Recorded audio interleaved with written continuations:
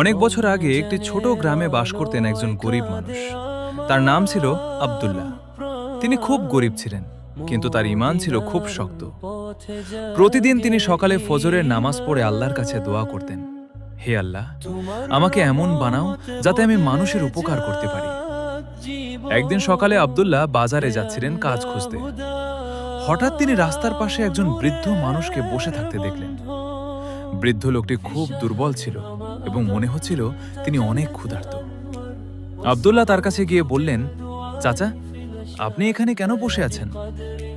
বৃদ্ধ বললেন, বাবা, আমি অনেক দূর থেকে এসেছি, আমার কাছে খাবার কেনার টাকা নেই। আব্দুল্লাহর নিজের কাছেও খুব বেশি টাকা ছিল না। তার কাছে ছিল মাত্র 2টি রুটি আর একটু পানি। এটাই ছিল তার সারাদিনের খাবার।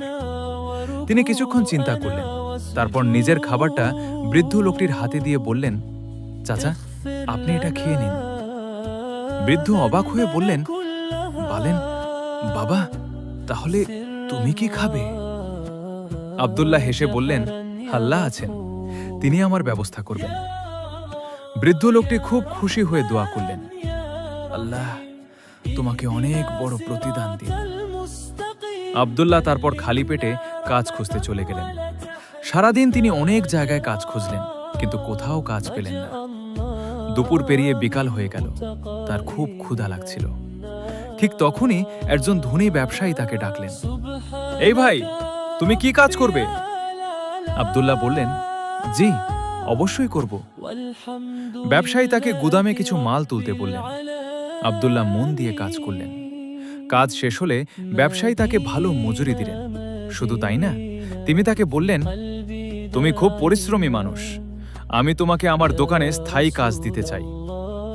আব্দুল্লাহ খুব খুশি হলেন। তিনি মনে মনে বললেন, আলহামদুলিল্লাহ, আল্লাহ কখনো বান্দাকে নিরাশ করেন না।